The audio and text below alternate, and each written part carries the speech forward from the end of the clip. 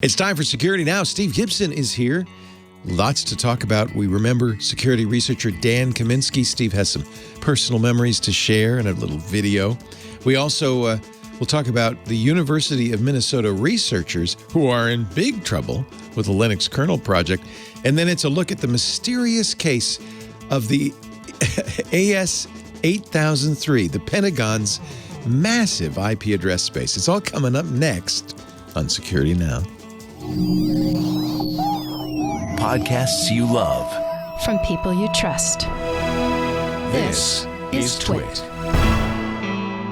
This is Security Now with Steve Gibson, episode 816, recorded Tuesday, April 27th, 2021. The Mystery of AS8003. Security Now is brought to you by ExtraHop. When cyber criminals get past your business's defenses, you need a plan for detection and response. Learn more about how ExtraHop stops breaches 84% faster and explore their interactive demo at extrahop.com/securitynow.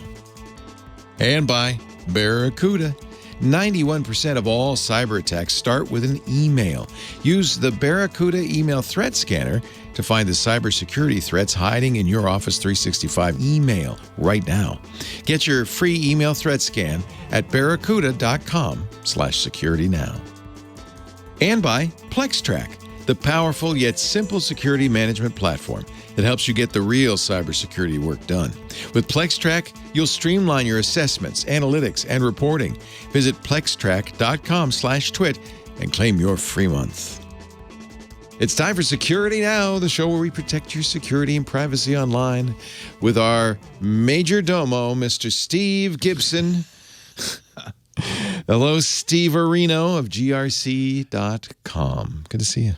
Mr. Laporte. Yes. Good to be with you once again for episode 816, the last one of April. What happened to April? Boy. It just kind of shot right by. I'm kind of glad, though, because now I am fully immune. So I can go out and party with the rest of them. Nice. With the kids. Nice. Yeah, I'm excited. This is going to be kind of a fun episode. I have two interesting big topics that will be fun to talk about. I titled it The Mystery of AS8003. AS is in autonomous system, and 8003 is a so-called autonomous system number, which is something that all of the major players on the internet are assigned. And I sort of wish that I could have gotten one back in the early days. Mark Thompson was saying, "Oh, you got to get yourself an AS number." You know, then Aaron will allocate a little Class C network, and those will be your IPs, and you'll own them, and you can transport them wherever you go. And if I were moving around much, that would have been useful. I think I've moved maybe twice in the entire life of GRC, so not so important. I don't really need 256 Is that over? IPs. Can you do that still? You probably can still do it, but I wouldn't be able to get. I don't know if you can be allocated a block smaller than a Class C. Right. And a Class C at 256 IPs, that's more than I need. As it is, I used with Vario, I had I think a 64, and I'm at 16 now. And there is like a form, an IP justification form. Yeah, I'm looking at it on the RIPE site. It says you have to have a contractual agreement with the RIPE NCC, which means either become a member or find a sponsoring LIR who will submit the request on your behalf. Yeah, so it's involved. Yeah, RIPE is the Network Coordination Center, so you need their support. And so, we've long talked about IPv4 address space depletion. So what happened, and what was really weird was the timing. It was minutes before the end of Trump's presidency. I'm getting ahead of myself. But anyway, this is really interesting, and we're going to have fun talking about that. But we've got something not fun to talk about. I want to start by, and we will in a minute, by remembering Dan Kaminsky, who the world lost last Friday at the tender age of 42. So sad. So sad. He had been struggling with diabetes his whole life, type 1 diabetes, where the pancreas doesn't produce enough insulin. And a danger of unregulated blood sugar is that your body will go into diabetic ketoacidosis, which is an overproduction of ketones, which are acidic and deadly, and which your body produces when it starts to burn fat sort of out of control. Anyway, of course, we know Dan so well on the podcast. We'll talk about that in a minute. We're also going to finally catch up with this month's Patch Tuesday and look at a welcome maturation in Google's Project Zero vulnerability disclosure policy. I was really happy to see them announce this. We're also going to shine a light upon a new startup venture, which, if successful, and boy, based on the creds of the gal who founded it, it sure ought to be, promises to dramatically improve the future of IoT security, which Lord knows we need. We also then look at some controversial security research for which the researchers have apologized, and we'll wonder whether an apology was due. I'm not sure. I mean, I get it that the Linux maintainers are all upset, but yeah, maybe it was necessary. We're also going to shine another light onto a new battle which CloudFlare has chosen to wage against, Leo, an abusive patent troll. Actually, the court we know really well. We've talked about Judge Albright in the Western District of Texas, and the abuse that is occurring down there. I'm sure it's not the case, but I just imagine him in a 10-gallon hat with 6 guns going, let's get them patent, let's get them big shots again, we're going to get them. Woo! Jeez, yeah. What a jerk. Yeah, the background is really interesting because this guy apparently has just gone so far overboard now that the problem, of course, is that his judgments, which are strongly pro-patentee, are not being challenged because it costs more money to challenge than it does just to say, okay, fine, we'll settle. Just pay up. And of course, that's the problem. CloudFlare says, F no. Good. We are not going to support this. We're going to fight it. Good. And so what they're doing, well, again, I'm getting ahead of myself. We'll talk about that. And our listeners get to play a part in this and make some money if they're interested in helping CloudFlare. And then after a brief SpinRite progress report, we're going to engage with the internet mystery of the autonomous system 8003. I can't wait. I was hoping you'd talk about that. A great podcast for our listeners. Yeah. Thank you, Steve. Our show this hour brought to you by the great folks at Extra Hop. With all the news about SolarWinds and the Sunburst attack, that was kind of a wake-up call, I think. The threat landscape is not just changing, but getting more threatening all the time. Cyber attacks have become more advanced, harder to detect. And actually, with the Microsoft Exchange vulnerabilities, the biggest issue is you can patch it, but are the bad guys in your system? The most advanced threat actors are the ones already inside the environment, the guys who've been there for a long time without our knowledge, the APTs. When cyber criminals get past your defenses, you need a plan for detection and response. Just the thought of them being in there should terrify you. The old model of protection and prevention alone is just not enough. That's why you need Extra Hop's Reveal X. It's the only solution that shows you not just where intruders are going, but where they have been, so you can investigate incidents, prevent them from turning into full-blown breaches. When cyber attacks make the news, the first question security teams need to answer is, have we been compromised? Just going out and patching the hole, that doesn't get rid of the problem. Extra Hop Reveal X makes it super simple to determine if a breach occurred. You get 90 days of record look back, complete network visibility, and that's everywhere across the data center, the cloud, device edge, which means security teams can get the answers they need in seconds. In a post-compromise world, your greatest chance of stopping advanced threats is with ExtraHop Network Detection and Response, NDR. Learn more about ExtraHop and how it stops breaches 84% faster, and explore the interactive demo at extrahop.com/securitynow. extrahop.com/securitynow. We thank ExtraHop so much for supporting Security Now. Thank you for supporting us by using that address. They know you saw it here. extrahop.com/securitynow. Security Now. All right, Steve, back to you. So Dan Kaminsky cut a wide swath through the computer industry. He was a prolific tweeter and a real character and personality. He and I were last together.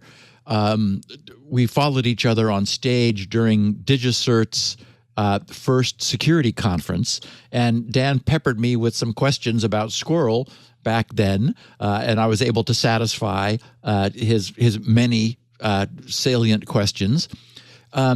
He was probably first on the map for this podcast when he realized, in doing some research that he was always up to, that the transactions which all of the DNS servers throughout the industry were using had way too little entropy. Their port numbers for the queries they were generating were often sequential, so they were marching through the port space, and often the transaction IDs, which is a 16-bit number that is used to associate queries with the replies when they come back. Those were also sometimes a fixed, well, they weren't a fixed number. Ports were sometimes fixed, but the transaction IDs might just be an incrementing counter.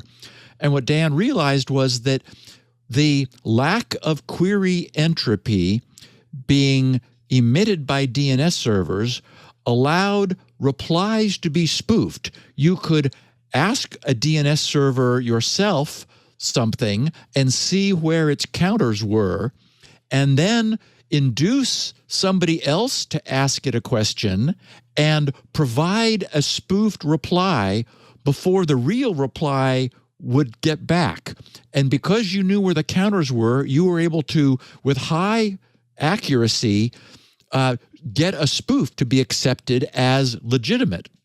And that's, because the DNS runs over UDP, there is no TCP handshake to validate IPs, so you're able to completely spoof the replies.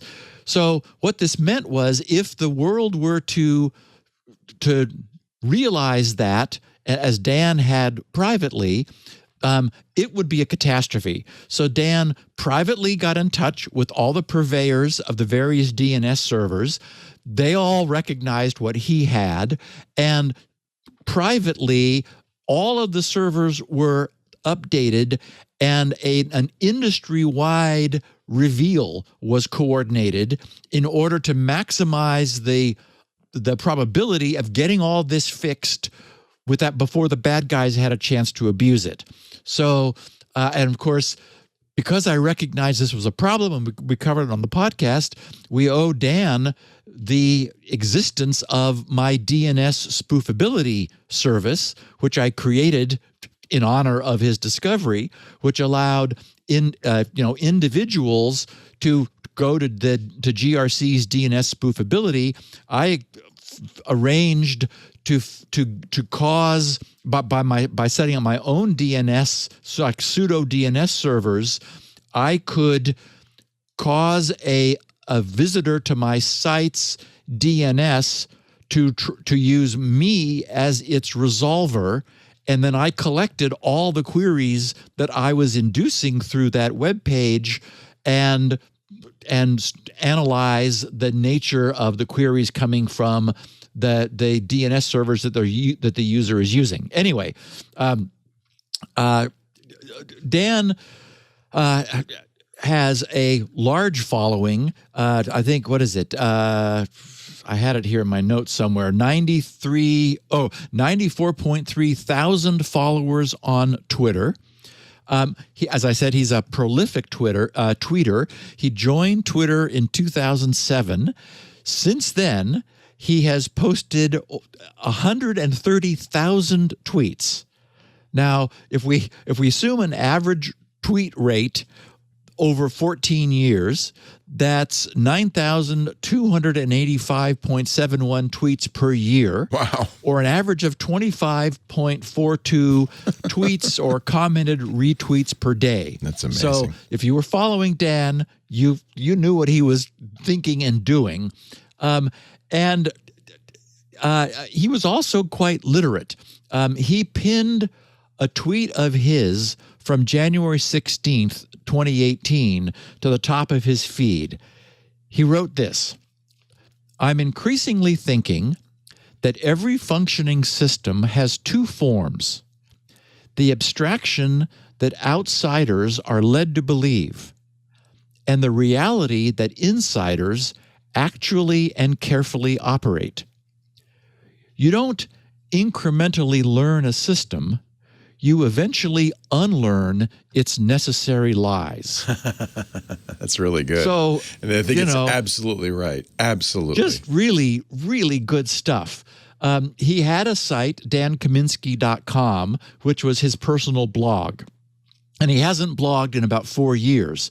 But his last blog, I'll just share a couple of paragraphs from it. He wrote, "Cryptographically secure pseudo-random number generators," right? We've talked about them a lot. CSPRNGs, he says, "are interesting. Given a relatively small amount of data, just 128 bits is fine, they generate an effectively unlimited stream of bits completely indistinguishable from the ephemeral quantum noise of the universe. The output is as deterministic as the digits of pi, but no degree of scientific analysis, no amount of sample data will ever allow a model to form for what bits will come next. In a way, CSPRNGs represent the most practical demonstration of Gödel's first incompleteness theorem, which states that for a sufficiently complex system, there can be things that are true about it that can never be proven within the rules of that system. Science is literally the art of compressing vast amounts of experimentally derived output on the nature of things to a beautiful series of rules that explains it. But as much as we can model things from their output with math, math can create things we can never model. There can be a thing that is true. There are hidden variables in every CSPRNG, but we would never know. And so, an interesting question emerges.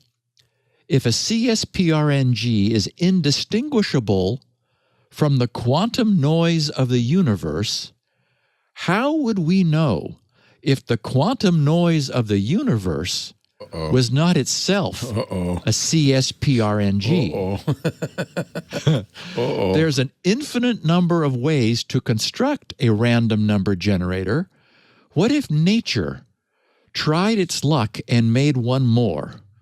Would we know? Would it be any good? So, anyway, we have lost That's a beautiful thing. A critical thinker among us who made all manner of contributions to security and the internet. And he was working on some weird JavaScript stuff that I never really tracked. But we have, and I wanted to play it into the podcast so that it is captured, a 1 and 45-second video, which he and his young niece produced 13 years ago, niece Sarah, following Black Hat 2008, which was where the DNS problem was first revealed. So and this is fun because his niece is precocious and following a script that he produced, but they made a really fun minute and 45 seconds. I'm security researcher Dan Kaminsky, and I'm here today with my niece Sarah. Hi, everybody. Hey, Sarah. So Sarah here has an important message for all of you. Fix your DNS. It's so important and so cool. Well, what's DNS, Sarah? Well, Uncle Daniel, I think you should know. Be that as it may, why don't you tell the people out there a little bit about it? Well, DNS is a domain name system. It tells my computer where on the internet all my favorite websites are. Was there something wrong with DNS? It'll be okay. Everyone got together a while back to make sure everything would work out. Oh, everybody? Even ISC, the makers of Bind, and Microsoft, and Cisco, and Nama... You mean Nominum? Totally nominal. Well, that's really cool. So what should everyone do, Sarah? Well, this is really geeky stuff, but most people should get automatic updates and be okay. Well, who might not? Well, there might be some servers that don't get automatic updates because they're really important and people want to keep an eye on them. Oh, so we should ask those people to take a look? Totally. Oh, well, when should they look? Right now, duh. Well, when do they have to fix it by? Well, the attack is pretty weird, but people will probably figure it out after a month, so I'll give you an exact date. August 6th, 2008. August 6th? August 6th. All right, then. Well, is there any way for the non-geeks to make sure they're safe? Only if you build them a website. I'll get right on that. You better. Well, thanks, Sarah. And there you have it. Kids, talk to your parents about their DNS. They'll be glad you did. All right, that's a wrap.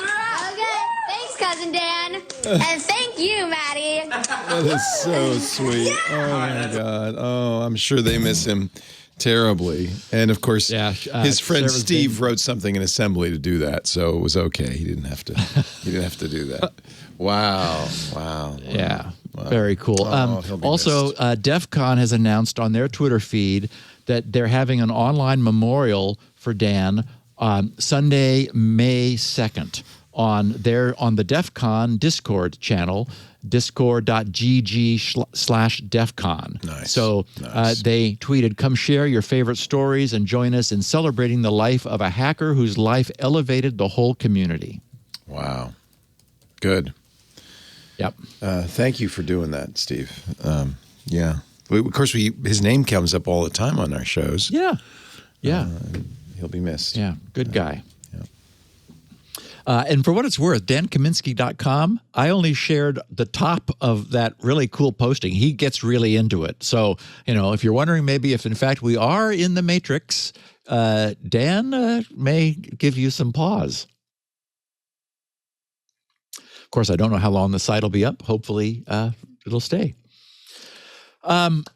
So Patch Tuesday was the week before last, and I missed summarizing it last week just because there was so much else to talk about. And it would be nice if it was all old news by now, but believe it or not, the NSA contributed their knowledge of 4 additional remote code execution flaws in, you guessed it, Microsoft Exchange Server. Okay, now I'm not a conspiracy guy, but you got to wonder whether these 4 very valuable RCE flaws in Exchange Server might have been the sort of thing that the NSA had been sitting on quietly as part of its own private stash of remote access tools. Remember that Exchange Server is used worldwide, not just in the U.S., and it's now become a well-proven means of gaining surreptitious entry into someone else's system. That's exactly the sort of thing that the NSA or the CIA might find quite handy. And assuming that we're to believe the various leaks from the past, we know this is exactly the kind of thing that they do, in fact, hold on to and use without, explicitly without telling the world, because they want their access ability to be retained. But what I was thinking that with all of the heat and attention on Exchange Server, they may have correctly decided that it would be far better to help Microsoft more fully clean up this mess with Exchange Server even at the cost of foreclosing on their future use of some valuable entry points, presuming that if everyone was starting to look at it so closely now, they would get found anyway, or the bad guys could be using them against us. So, yeah, let's close the other back doors that exist. So, yes,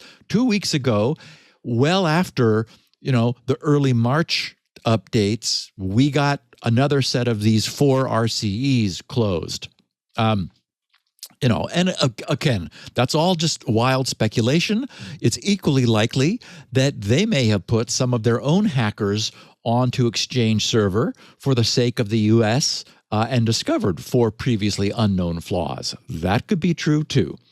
And in either case, as part of this month's 114 other security flaw repairs, Microsoft fixed these 4, which, of course, affect all versions of Exchange Server, 2013, 2016, and 2019, presumably 2010 too, because since all of these flaws seem to have been around forever.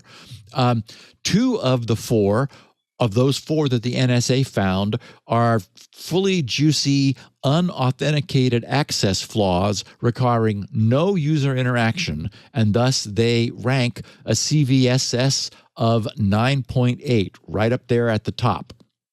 Overall, Patch Tuesday fixed a total, as I mentioned, of 114 flaws. 19 were rated critical, 88 important, and 1 moderate. One of the most concerning was CVE 2021-28310, which is a privilege escalation vulnerability in Win32K. We've seen a lot of those over the course of the last year. This one is a worry because it is under active exploitation, which allows attackers to elevate privileges by running malicious code on the target system. And at first you say, well, it doesn't get you in, so what? But Kaspersky Labs found and reported this one to Microsoft. Their Boris Laren said it's a privilege of elevation exploit that is likely used together with other browser exploits to escape sandboxes to get system privileges for further access. And just a couple weeks ago, we were talking about the Pwn2Own, the most recent 2021 Pwn2Own competition, where there were exactly this sort of chain of exploits used to break out of browsers and get to people's computers. And, we've also talked about how the browser is, the main entry point now, okay, Microsoft Exchange Server aside, for intrusions into people's systems. It is the target of opportunity. So anyway, good to get those patched. And it was, yes, another big Patch Tuesday.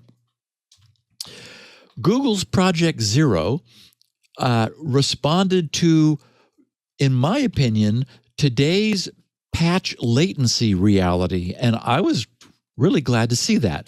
As we know, until now, Project Zero set a fixed 90-day timer on the disclosure of vulnerabilities discovered and privately disclosed to vendors. They would, and we've shown the Project Zero postings where they announce that there's a vulnerability. They say nothing about it, but they say, if it's not fixed within 90 days, we're going to tell the world because, the world maybe needs to know so they can fix it themselves. That's, of course, dicey because bad guys now jump on that and abuse it before it can be fixed, mostly, obviously, to put pressure on vendors so they don't just sit around twiddling their thumbs and don't deal with problems that have been found and could presumably easily be fixed. So, and also remember that when a vulnerability is discovered in the wild, that is when it is a true 0 day, and by that we mean, it's in use, it's completely unknown at the time that it is seen being abused. As we know that the term 0 day has been watered down recently. Everyone now just uses it because it seems more exciting. But in real 0 day instances, Project Zero sets the timeout, the disclosure time, to 7 days, 1 week. So that's meant to reflect the extreme danger posed to users of the fact that, this thing is happening now, and to really light a fire under the vendor to get them moving on fixing it with some urgency. What's changed in what I think is a welcome and sane announcement last week is that they're going to add a new 30-day patch latency allowance, which makes so much sense. If the vendor fixes the problem and publishes a patch before the initially allotted deadline expires, whether it's 90 days for a problem found but not known to be under abuse, or 7 days for a true 0 day which is discovered, if it's fixed and patched within that deadline, then Google will add a 30-day grace period onto the end of the original deadline to reflect the reality that we're all observing now, that releasing a patch and actually having systems patched against the now known vulnerability are two very different things. So this is great. And clearly some rethinking has been done. There is some discussion about maybe tightening up on that 90 days, that initial 90-day deadline, saying, that's 3 months. Come on, folks. Let's, do you need 3 months to fix a problem? Even Microsoft with a 30-day iteration, give them 60. So in case they missed the first one, they ought to be able to catch the second one. So anyway, we'll see how that goes, but it really makes sense.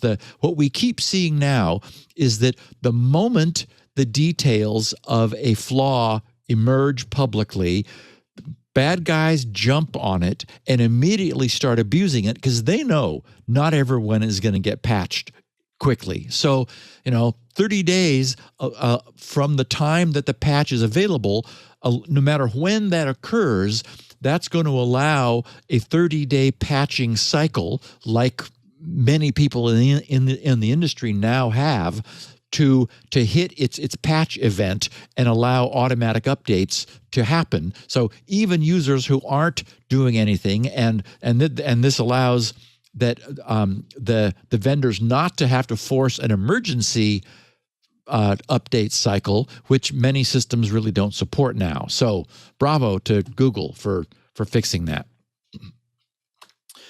The other thing I wanted to mention is I'm excited about this. A newly financed startup named Thistle, Thistle, aims to take aim at IoT security by providing a secure turnkey security foundation to future devices. For more than 20 years, this new firm's founder, by the name of Window Snyder, Snyder, she's been building security into the products of some of the largest companies in the world. Her startup is creating tools that will help manufacturers build security into connected devices from day one. As we know, the manufacturers of, everything, printers, ATM machines, consumer electronics, automobiles, light switches and connected plugs, any and all IoT gizmos typically don't have the security expertise that companies like Apple, Microsoft, and Google have developed over the last several decades. And the result is all too well known to us. We see billions of devices shipping with vulnerabilities that are preyed upon by, profit-driven bad guys and nation-state hackers. I would argue that the IoT apocalypse hasn't yet been seen. But when you imagine, and I've talked about this, all the connections which are reaching out from all of our devices in all of our homes over to services in China, which anchor these things, wow. And then when you look at things like all of the IP stacks which these things use, which are then known to be riddled with vulnerabilities, yet they're never able to be updated because it's a wall switch or a light or a plug. We're just, like I said, you want this on its own network. Window, her first name, is a security veteran. She has previously served as Chief Security Officer at Square, Mozilla, and Fastly, and was Chief Software Security Officer at Intel. While she was a teenager, she was part of a Boston hacker collective before going on to be a consultant at Stake, which is a security company which employed many of the members of Loft. Remember, we used to talk about Loft 15 years ago. L0 PHT, that was another Boston hacker collective. She also spent time at Microsoft, working on Windows XP Service Pack 2, which was the update which added a range of really much-needed security improvements to Windows. She worked on security at Apple, so she knows what she's talking about. About the new company, she was quoted saying, "What it takes to build security into products requires a lot of really specialized skills. You get folks, especially at the device level, building the same security mechanisms over and over again, reinventing the wheel, and doing it to different levels of resilience." So her firm, Thistle, will develop frameworks that allow device manufacturers to quickly build reliable and resilient security into their products more quickly than they could do on their own. And, believe it or not, be still my heart, the company's initial work will focus on building a platform that delivers security updates to connected devices. Yeah, I mean, good. Has she been listening to this podcast?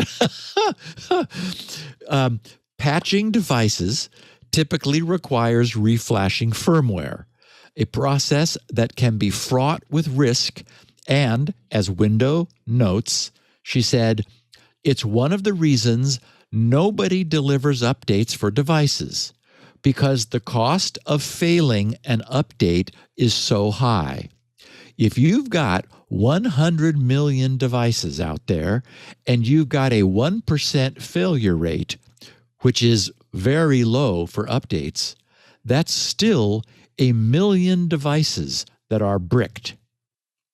So, this is wonderful news. I hope she succeeds. I wanted to put her on the map through this podcast. If any of our listeners are in any position to influence the development of any IoT work, check out Thistle, because, farming this stuff out to a security specialist with who's got this kind of CV behind herself sure seems like exactly the right thing to do, in my opinion. So bravo.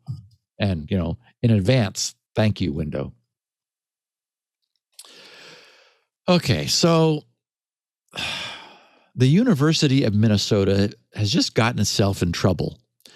And they and their work has, as a consequence, been banned from all future contributions to the Linux kernel project.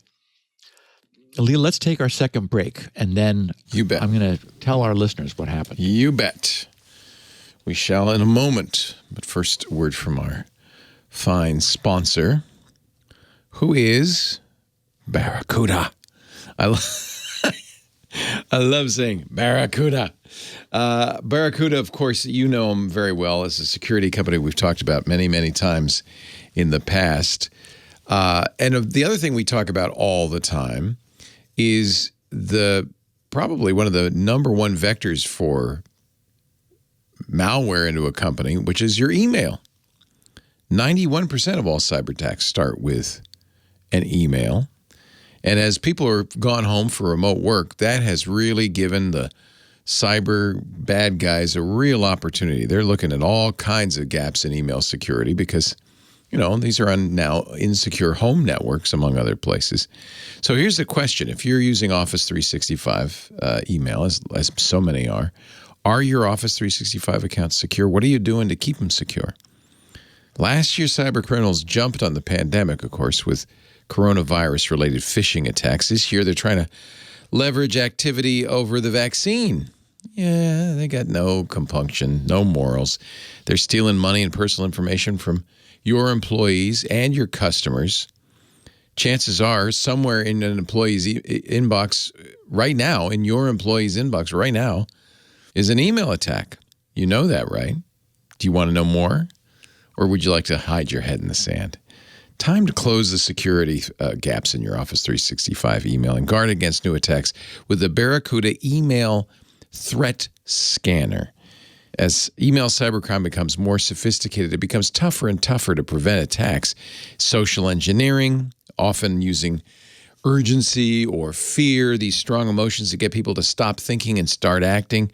A great way to prey on victims. The FBI estimates that business email compromise scams cost more than $1.7 billion in 2019. I bet that number's higher this year. Social engineering attacks, including spear phishing and business email compromise, cost businesses an average of $130,000 per incident. But that's just the average. We've seen it skyrocket to tens of millions of dollars. You saw an Apple supplier, Quanta, they make their laptops, was hacked by the is it R-Evil or Revil, the ransomware group? But this time, Revil. This time, instead of encrypting their data, they just exfiltrated it all and said, Apple, if you don't pay us $50 million, we're going to release the schematics of all your new computers before you can announce them. Something happened, by the way. They went away. I don't know if they got paid or they got caught. I'm hoping they got caught. But you don't want to be in that position. $50 million? Yikes. Securing email at the gateway level just doesn't do it enough. It's important to leverage gateway security, of course, to prevent, traditional attacks. Things like, inbound malware, viruses, zero-day ransomware, spam, that kind of thing. But your gateway is defenseless, really, against targeted attacks. And that's the real problem. These days, they're going after you. It's not a mass attack. They're going after your company and your employees. Protection at the inbox level, including AI and machine learning, is a must to detect and stop the most sophisticated threats. And that's what the Barracuda Email Threat Scanner does. It uses AI to help you find and eliminate threats in your Office 365 email. By the way, this service is free. It'll analyze your accounts, identify malicious emails that have slipped past your gateway and into inboxes and are just sitting there waiting to be clicked. Usually with some sort of scary verbiage so that people stop thinking and start clicking.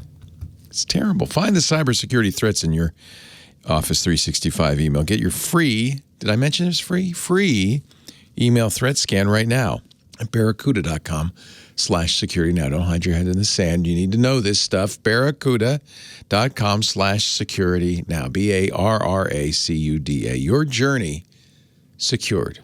Barracuda. We thank them for supporting security now and supporting so many companies these days. We're just running at risk. Steve, back to you. Okay, so University of Minnesota. I'm inclined to label this controversial, though many don't believe there's any doubt about this being unequivocally wrong.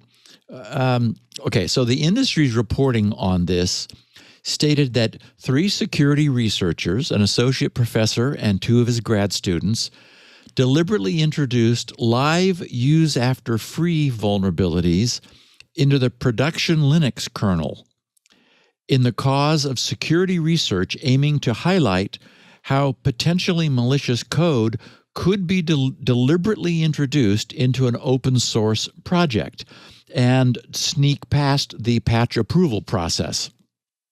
Their goal was to demonstrate the problem and suggest ways to improve the security of the code approval and patching process.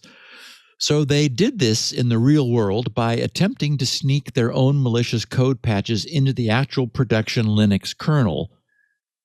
So says the press. A closer reading will show that that's not actually what they did. But okay, so we'll take this one step at a time. The research was conducted earlier this year, or at least it was published. Well, it had to have been last year because it was published late last year. And when what they had done came to light recently as a result of their own admission, they apologized, saying, while our goal was to improve the security of Linux, we now understand that it was hurtful to the community to make it a subject of our research and to waste its effort reviewing these patches without its knowledge or permission. We did that because we knew we could not ask the maintainers of Linux for permission, or they would be on the lookout for what they called hypocrite patches. And I'll explain that in terminology in a second with their paper. The researchers claimed we did not introduce or intend to introduce any bug or vulnerability in the OS. Okay, but it appeared that evidence emerged to the contrary, suggesting that the research was conducted without adequate oversight and risked the Linux kernel's security. And this resulted in a unilateral ban of all future code submissions from anyone using the umn.edu email address, and also invalidated all past code submitted by the university's previous researchers. Ouch, wow. I don't blame them. Oh, Leo, and I'd wait be pissed till too. It was the Linux kernel project did not take this lightly. They're a little irritated, I'm thinking. They were, yes, they were, I would be fair to say, pissed. They said, quote, our community does not appreciate being experimented on and being tested by submitting patches that either deliberately do nothing or deliberately introduce bugs. So, responding to the Linux project's response, another observer thought it was even worse, tweeting, "This is worse than just being experimented on. This is like saying you're a safety researcher by going to a grocery store and cutting the brake lines on all the cars to see how many people crash when they leave." Yeah. He said, enormously unethical. Yes. Okay, and following the incident, the university's Department of Computer Science and Engineering said it was investigating the incident, adding that it was looking into the research method and process by which this research method was approved, determine appropriate remedial action, and safeguard against future issues. As in, why didn't somebody stop these knuckleheads? Okay, so what about this research? Their paper, which has been accepted for publication and presentation at the IEEE Symposium on Security and Privacy 2021, is titled, On the Feasibility of Stealthily Introducing Vulnerabilities in Open Source Software via Hypocrite Commits. And the paper explains itself in its abstract, which reads, Open source software, OSS, has thrived since the forming of Open Source Initiative in 1998. A prominent example is the Linux kernel, which has been used by numerous major software vendors and empowering billions of devices. The higher availability and lower costs of open source software boost its adoption, while its openness and flexibility enable quicker innovation. More importantly, the open source software development approach is believed to produce more reliable and higher quality software, since it typically has thousands of independent programmers testing and fixing bugs of the software collaboratively. In this paper, we investigate the insecurity of open source software from a critical perspective, the feasibility of stealthily introducing vulnerabilities in open source software via hypocrite commits, i.e., seemingly beneficial commits that in fact introduce other critical issues. The introduced vulnerabilities are critical because they may be stealthily exploited to impact massive numbers of devices. We first identify 3 fundamental reasons that allow hypocrite commits. 1, open source software is open by nature, so anyone from anywhere, except now the University of Minnesota, including malicious ones, can submit patches. Second, due to the overwhelming patches and performance issues, it is impractical for maintainers to accept preventive patches for immature vulnerabilities. And they talk about that a little bit later. And 3, open source software like the Linux kernel is extremely complex, so the patch review process often misses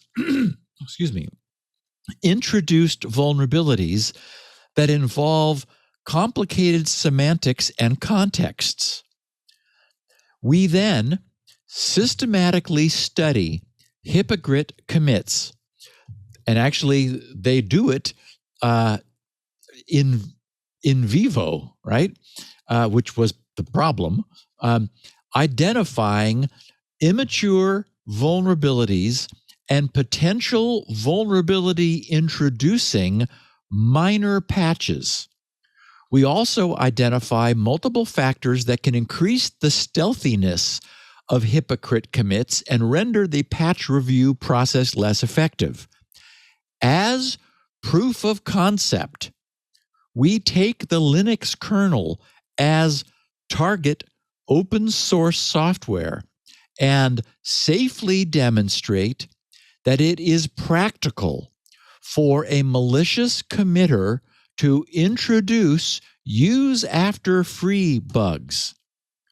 Furthermore, we systematically measure and characterize the capabilities and opportunities of a malicious committer.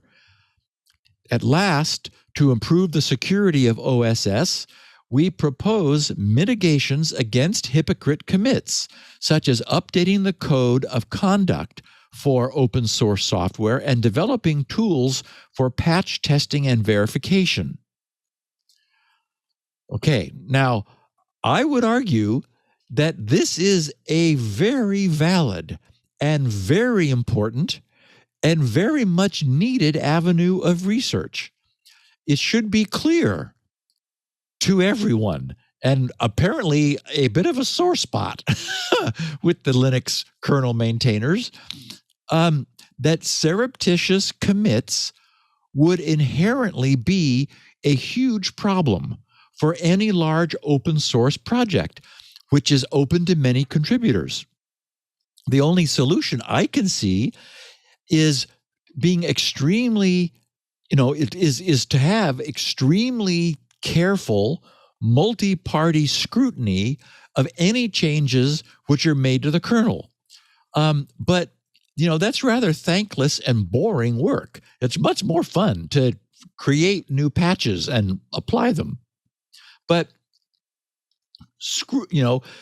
careful scrutiny of changes made to the kernel that are predominantly going to be fine sort of amounts to debugging code that's assumed to be correct and is not known to have anything wrong with it.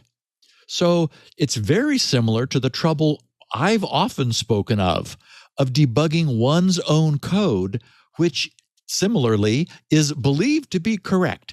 As I've often observed, it often takes single stepping through such code, which in quotes, is correct, even though it's misbehaving. You finally have the debugger just rub your face in the mistake before you see it.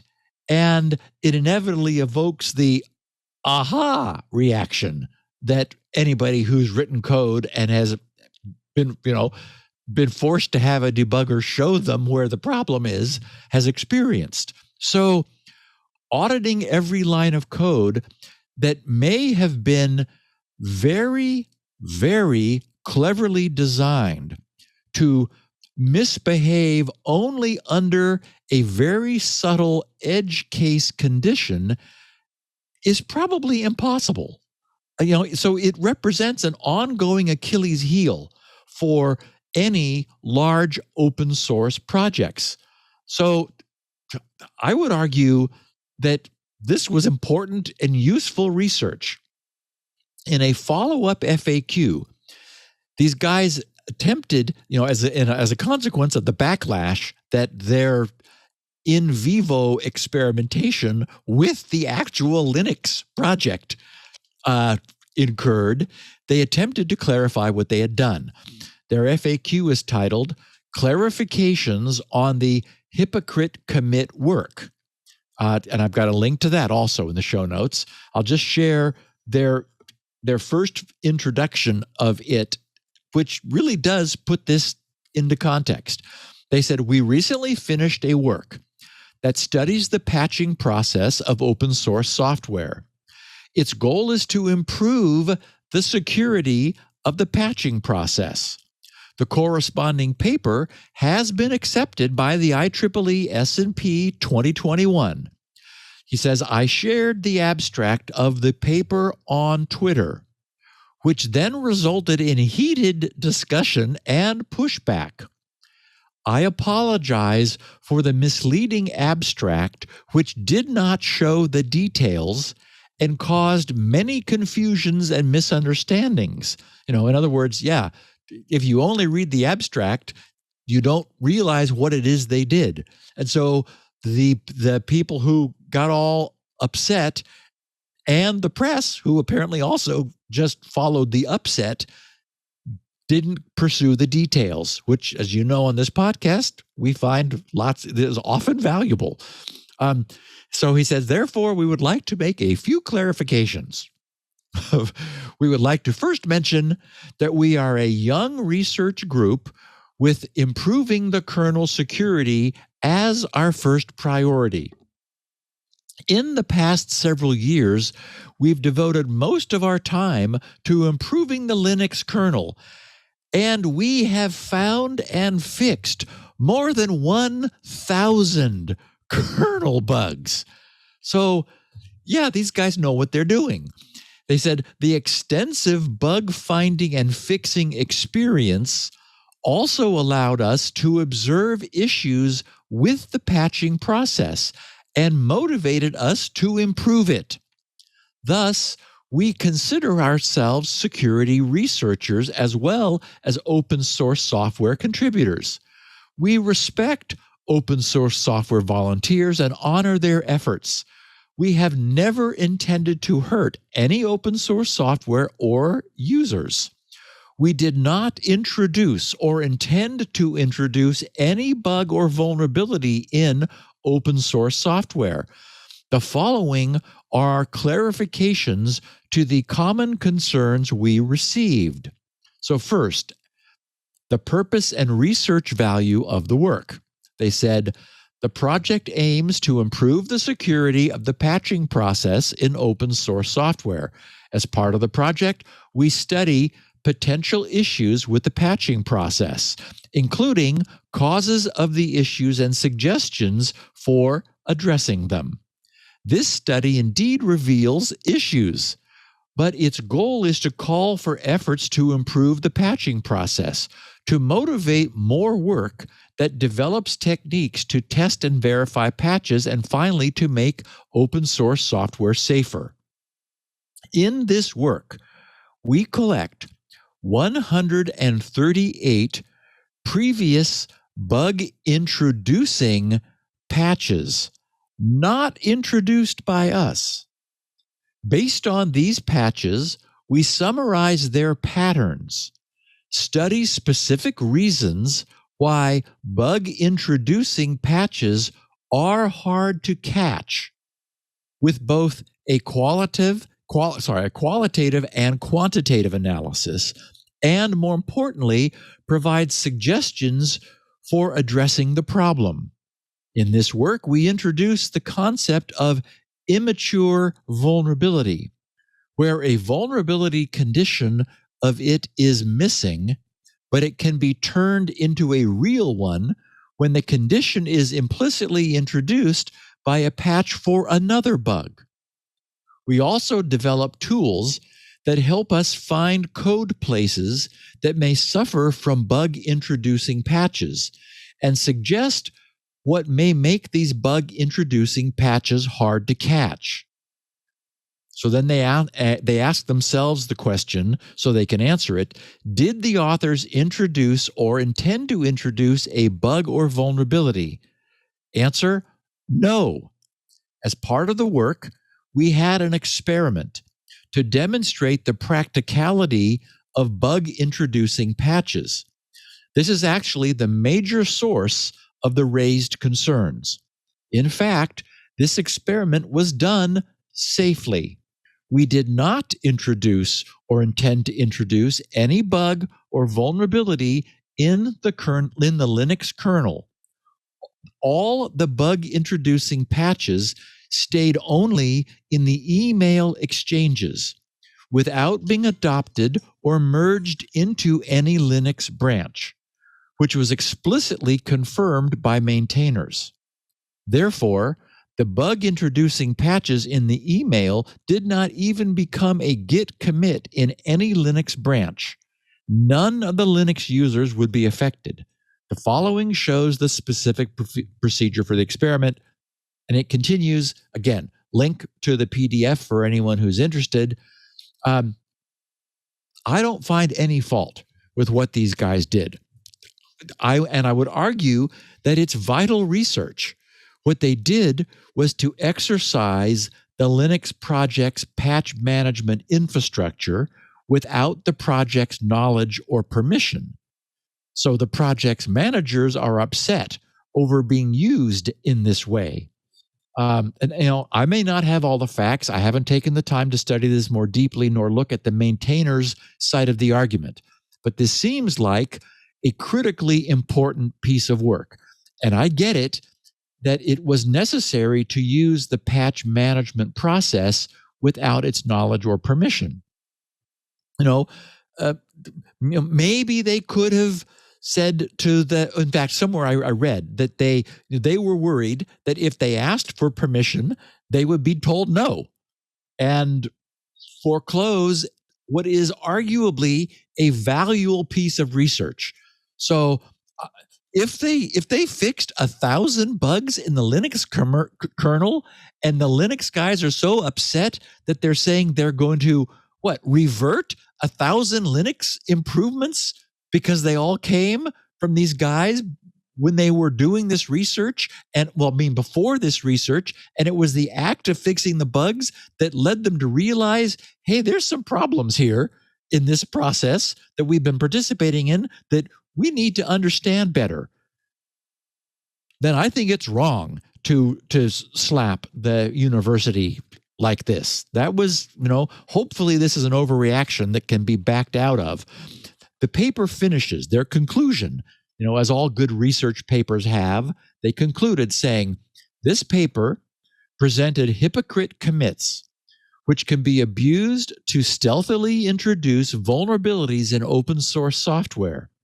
3 fundamental reasons enable hypocrite commits: the openness of open source software, which allows anyone, including malicious committers, to submit patches; the limited resources of open source software maintaining; and the complexity of open source software programs, which results in the manual review and existing tools failing to effectively identify newly introduced vulnerabilities.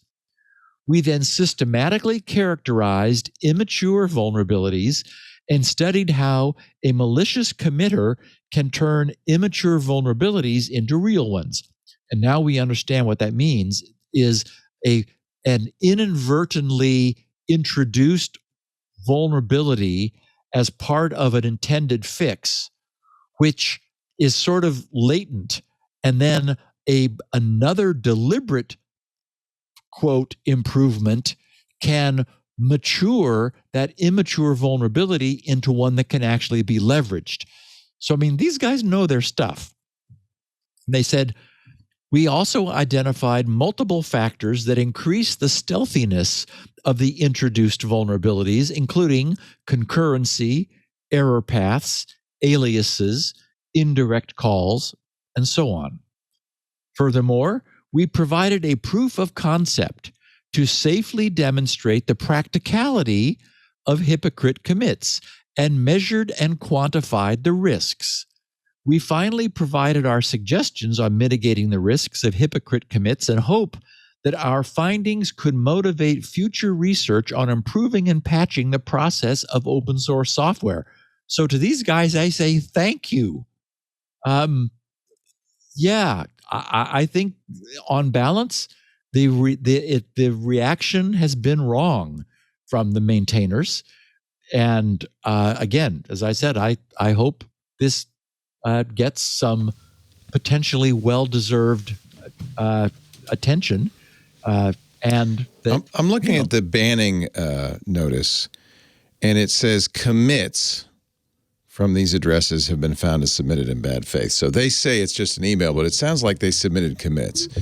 Having commit privileges, especially to something as critical as the Linux kernel, that's a real privilege. Very few people have it. Very few people have it for this very reason. If these guys have commit privileges and attempted to commit a flawed update, I'd block them too. They'd never get to commit again. That's a privilege. There's a reason they call it a privilege. Yeah. The maintainers say these guys were trying to commit. Now, it says commits from a @umn.edu address have been found to be submitted in bad faith. So there's a dispute over what the facts of the matter are. If they writing an email, no big deal. Big deal. What about this? What do you think? Big deal. But if you have commit privileges, especially the Linux kernel, that's a big deal. Very, very, very few people have that. And you, in bad faith, submit something that's to test the system, I'd revoke your privileges. I think that's completely appropriate. You can't be trusted. I think your ethics are definitely in question. So I'm looking at the email. I think that maybe there's other things. Maybe I don't know what's going on because it doesn't match what they said. So what we have is clearly a collision of facts. Where these guys are saying, as I read, we absolutely never endangered the kernel. The kernel guys are saying, well, you could Not have. True. They submitted it. We no longer trust you. So they're reverting all submissions from that group from the kernel tree, as they should. The patch set has easy reverts, but there are 68 remaining ones that need to be manually reviewed, and they must all be reviewed at this point. Some of them are not able to be reverted as they'd already been reverted or fixed up with follow-on patches as they were determined to be invalid. Proof that these submissions were almost universally wrong. So there's a lot of work that has to go on at this point. I wouldn't say nothing from the University of Minnesota will ever be accepted again. I don't think that's what's happened here. I think that these people apparently had commit privileges which have been revoked as they should have been. And they should have known better. That's inappropriate. And by the way, everybody knows these flaws exist, that this is a problem. Everybody. Right. That's why it's so hard to get commit privileges. And there's so many stages to get approval to get to the kernel. The Linux kernel is not the problem.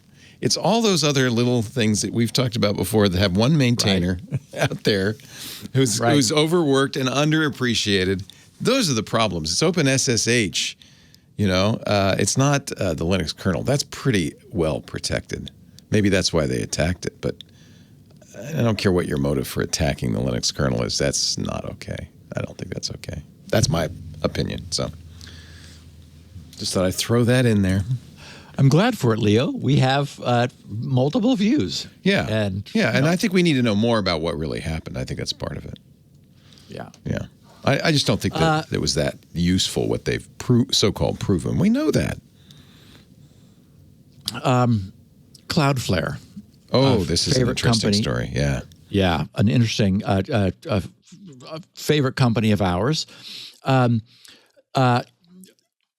March 15th, I'm reading from CloudFlare's announcement of what went on to set the stage. On March 15th, CloudFlare wrote, Cloudflare was sued by a patent troll called Sable Networks, a company that doesn't appear to have operated a real business in nearly 10 years, relying on patents that don't come close to the nature of our business or the services we provide. Here they said this is the second time we've faced a patent troll lawsuit.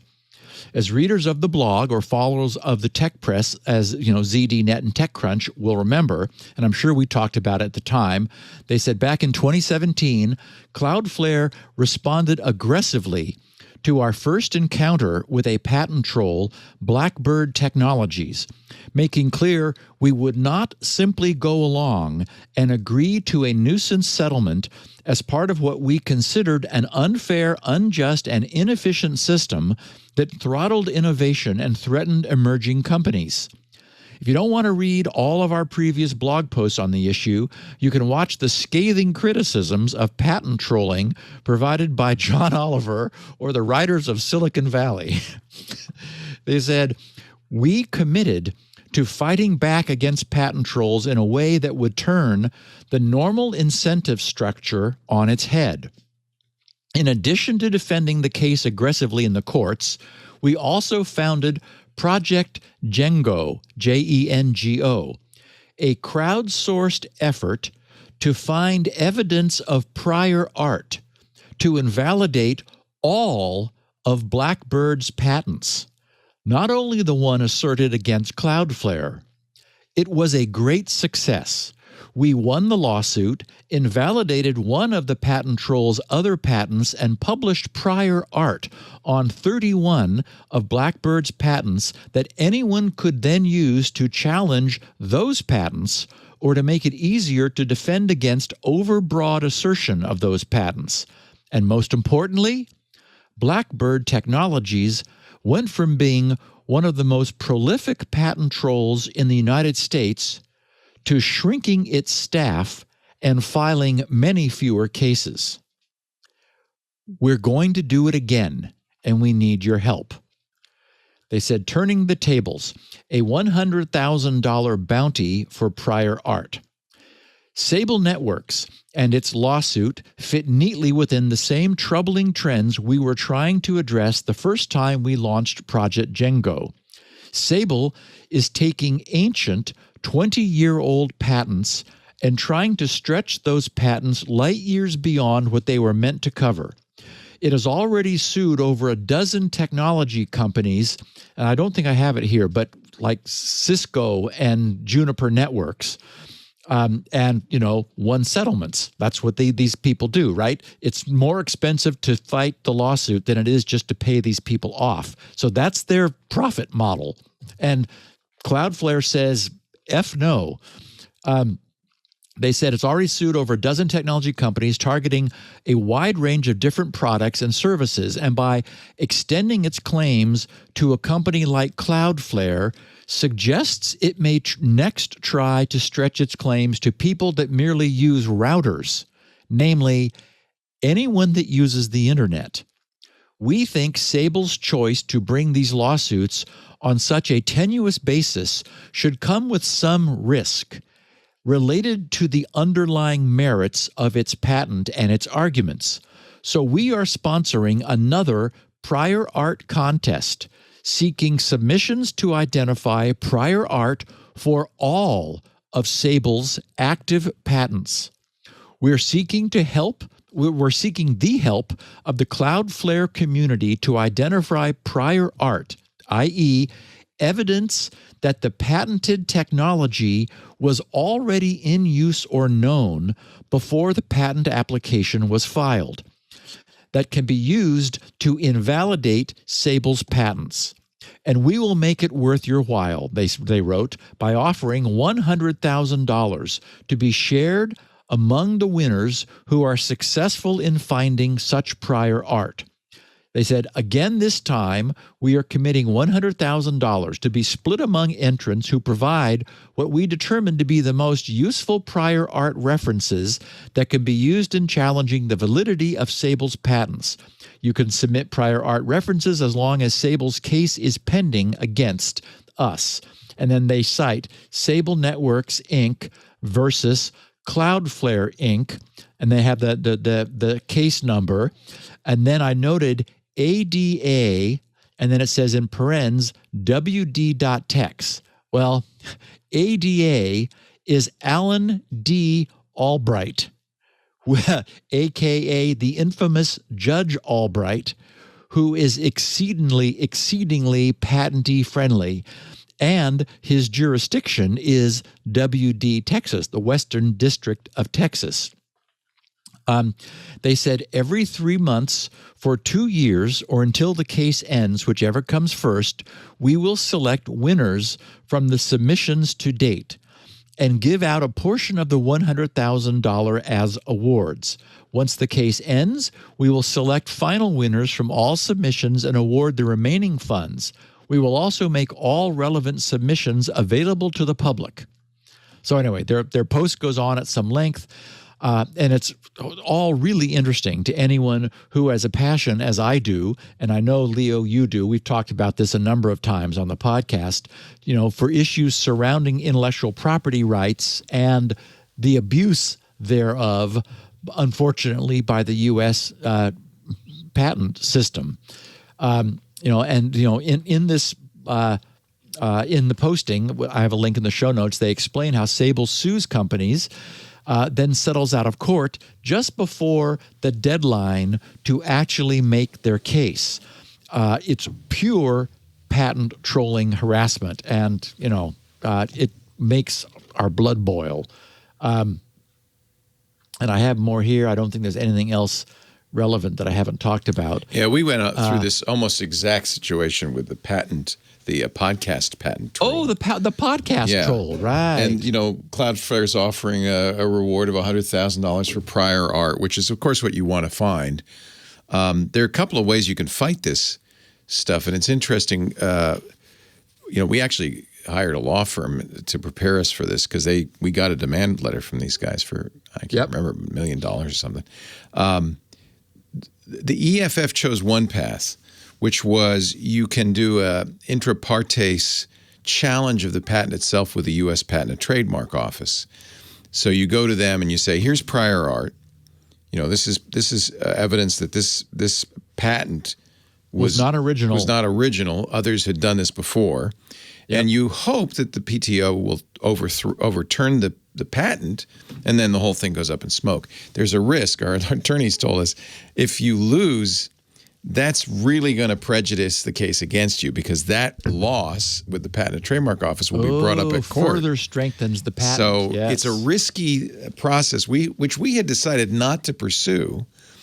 Our attorneys said just ignore it until they, sue you. They did sue a number of people, including Adam Carolla, who raised money and fought it. He did what Cloudflare is going to do. He took it to court, and they lost in court. But actually, maybe it was the other way around. No, I'm sorry. The EFF did the intra partes, and won the Patent and Trademark Office as this parallel Adam Carolla court case is going on. And the PTO overturned the patent, and then the whole thing was over. So, but Adam Carolla spent a lot of money, I think. I mean, he raised the money from contributors, but he was going to fight this, and that's what you have to do because what happens is the little guys give them money, and then they go to the next big guys. They get more money, and they're building up a war chest eventually to go after Apple and Google and whoever, and get the big bucks. And so at some point, somebody has to say, "No, we're going to court." And it's funny because I love Lisa for this. She never will. She says, "You don't ever settle because once you settle, we'll go down in flames." She said, "Once you settle, the word goes out. Oh yeah, they'll settle." So we never settle. Everybody should know that.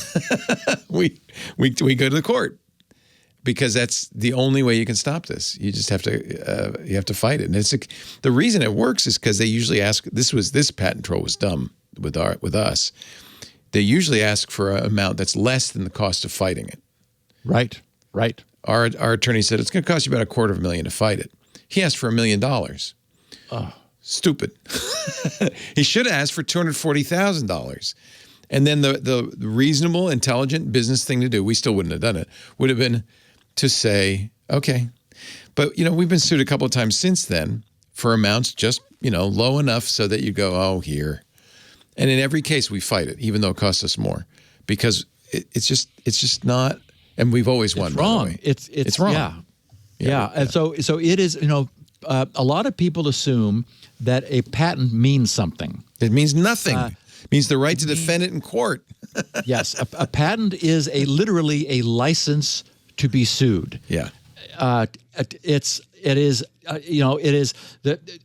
of all, anybody can patent anything that they want to. It doesn't have to make sense. It doesn't have to be reasonable. And our patent office it's a hard job.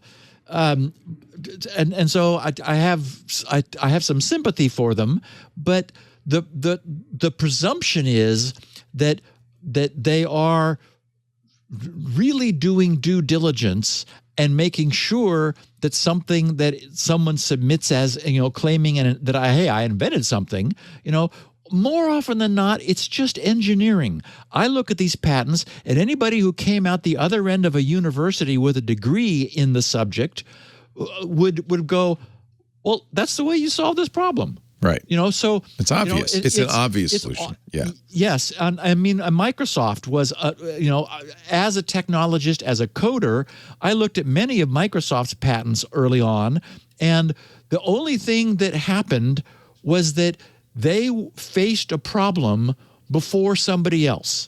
And anyone trained in the art, and that is actually the language of the patent law, it is supposed to be non-obvious to anyone trained in the art, meaning that some other programmer is given this problem, they go, oh, here's how you solve that. Well, Microsoft was leading the development of software, so their programmers encountered problems that other programmers hadn't encountered.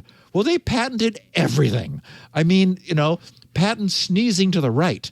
And, because most people don't do, it's like it was insane. So and the presumption is, they even say this, the PTO says this, we expect if there's an issue that it'll go to court and it'll be solved there.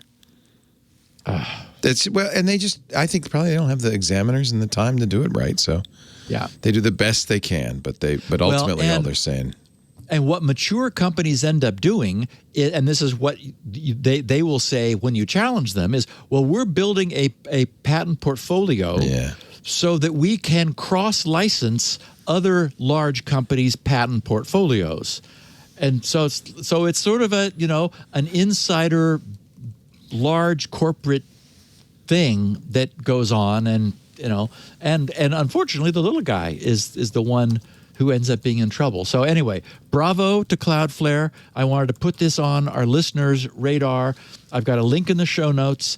They go. In fact, even in my show notes, I go on at great length about Caspian and this other company that Sable. For anyone who's interested, can just read more than I'm going to put into the podcast, because there's no need to go into additional detail. But CloudFlare is worried that if this company is allowed to keep going, they're going to start suing people who process packets, because there's this notion of tagging packets to be part of a flow, which was a technology that the firm that went out of business, Caspian, tried to market this thing, and they probably went belly up. Sable probably bought their intellectual property portfolio out of bankruptcy with the intention of pursuing this.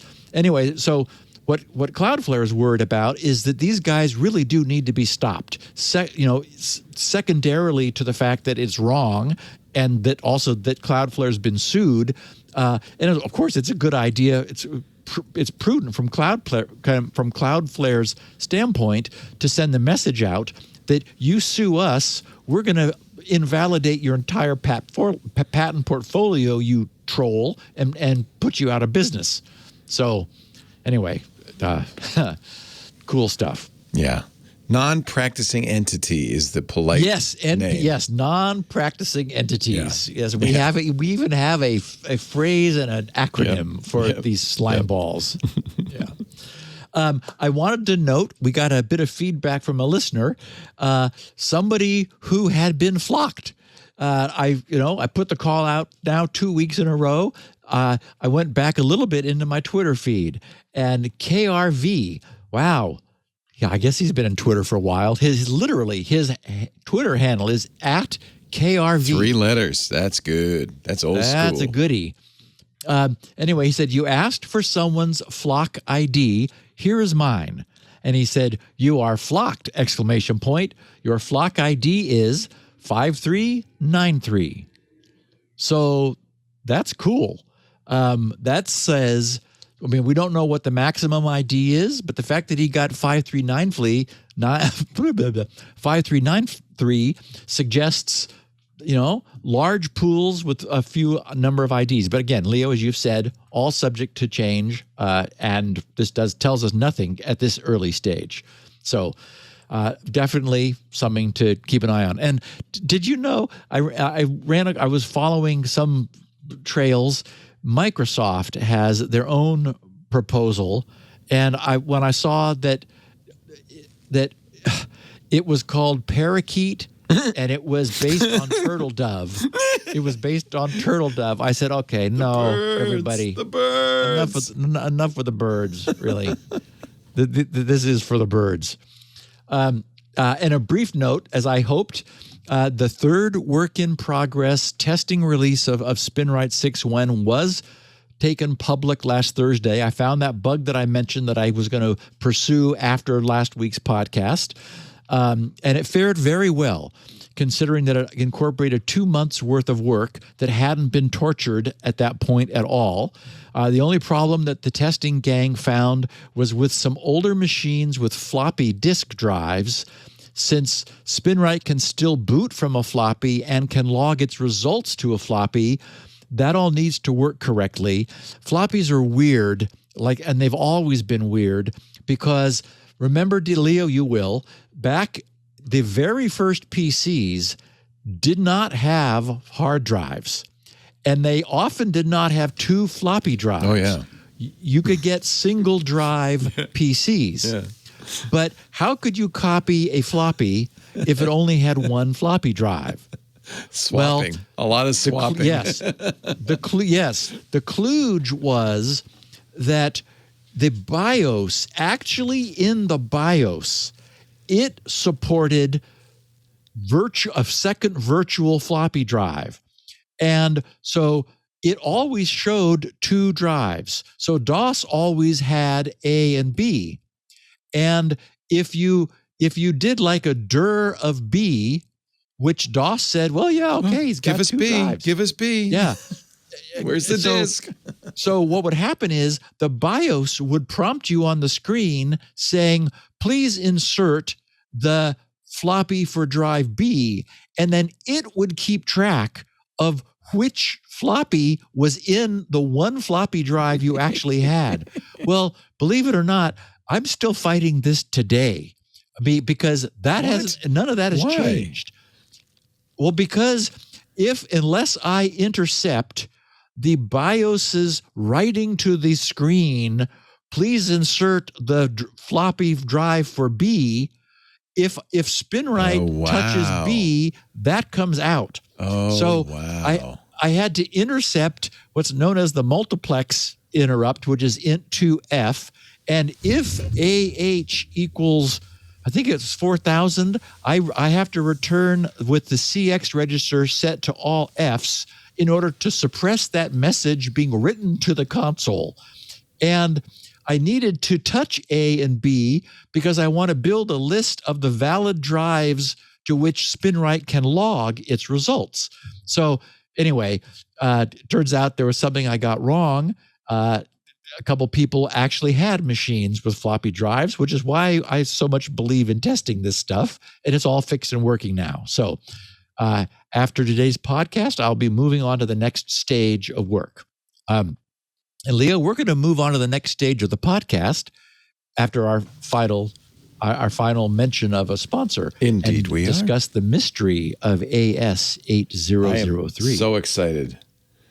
We talked about that on TWiT on Sunday, because the Washington Post story that you're quoting threw in the completely, as it turned out, irrelevant detail that happened in the last minutes of the Trump administration, like it was to somehow lure you in. Must have been some great conspiracy, eh?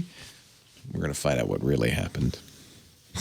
It's a little bit of an anticlimax, actually, but fascinating. I think we'll learn a lot. Our show today brought to you by the purple teaming platform, PlexTrack. You got your red team, you got your blue team, but what's in between the purple team? I'm not talking the purple iPhone. I'm talking the folks who help communicate the remediations that need to be made to your system so you'll be secure. Are you ready to build a dynamic purple team but have no clue how to get started? Are you working to mature your security posture but struggling with automation and effective collaboration? This is the perfect solution for you. PlexTrack. The people who use this, and I've gotten emails say, wow, this is exactly what we needed.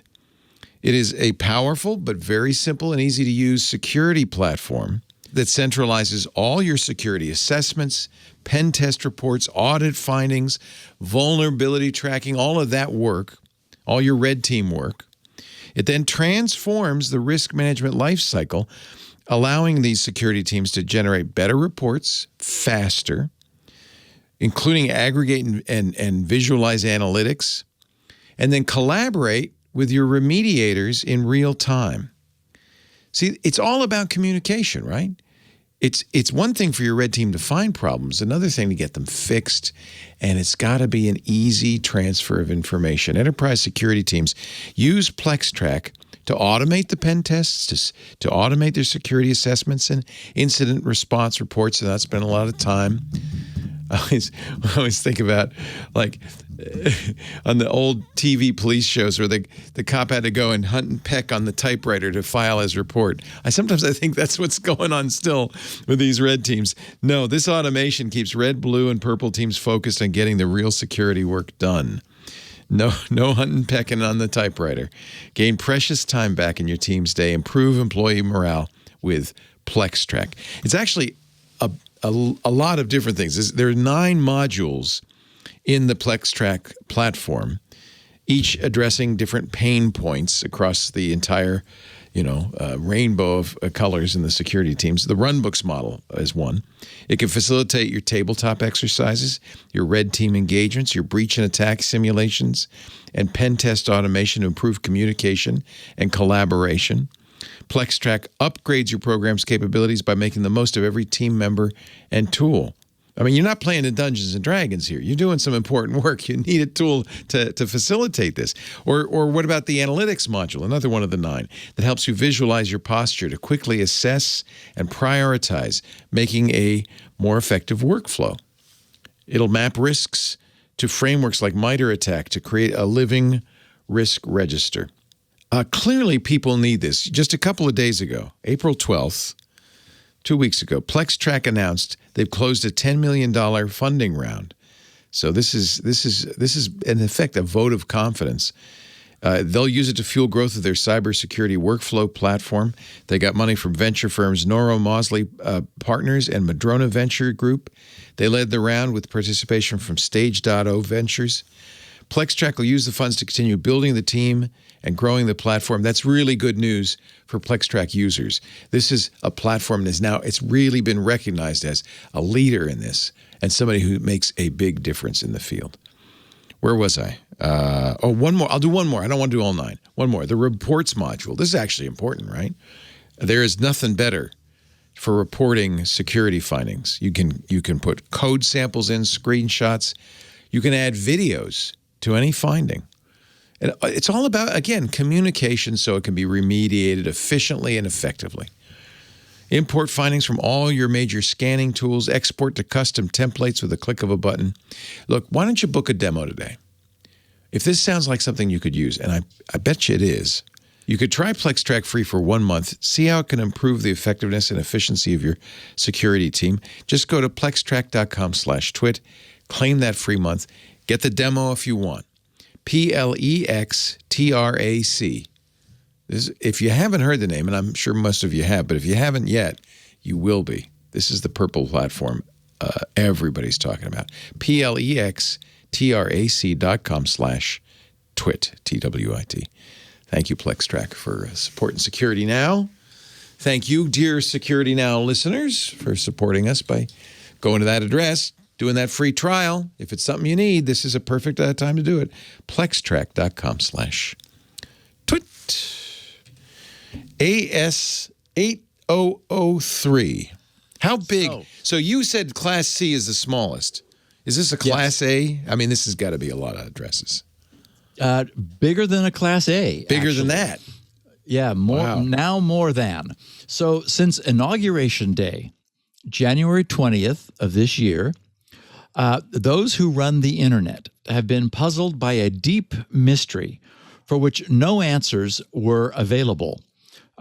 It all began on that Wednesday in January when a surprising BGP message, remember Border Gateway Protocol, I'll refresh our listeners in a second, about that arrived from a previously unknown entity advertising that they would henceforth be receiving traffic, the entity, for all 16,777,216 IPv4 addresses beginning with 11.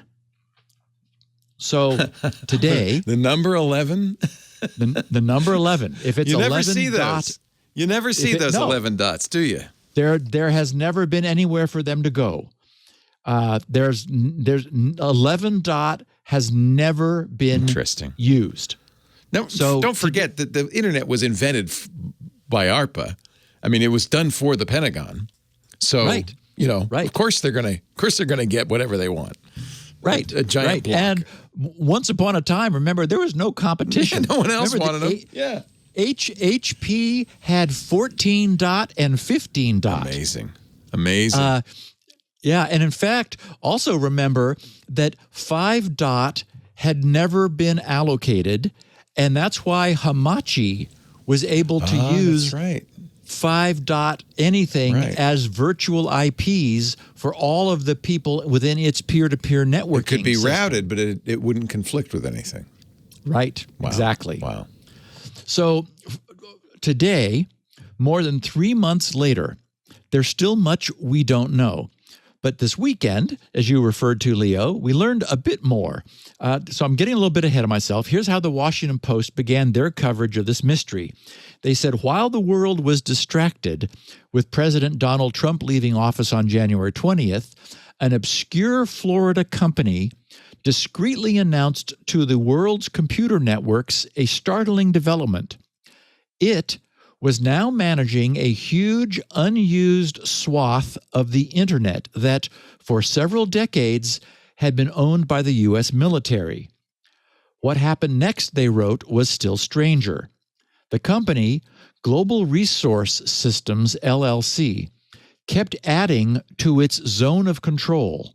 Soon, it had claimed 56 million IP addresses owned by the Pentagon. 3 months later, the total was nearly 175 million. That's almost 6% of a coveted traditional section of internet real estate called IPv4, where such large chunks are worth billions of dollars on the open market. The entities controlling the largest swaths of the internet generally are telecommunications giants whose names are familiar: AT&T, China Telecom, Verizon. But now, at the top of the list was Global Resource Systems, a company founded only in September that has no publicly reported federal contracts and no obvious public-facing website. As listed in records, the company's address in Plantation, Florida, outside of Fort Lauderdale, is a shared workspace in an office building that doesn't show Global Resource Systems on its lobby directory. A receptionist at the shared workspace said Friday that she could provide no information about the company and asked a reporter to leave. The company did not respond to requests for comment. The only announcement of Global Resource Systems management of Pentagon addresses happened in the obscure world of Border Gateway Protocol, the messaging system, they wrote, that tells internet companies how to route traffic across the world.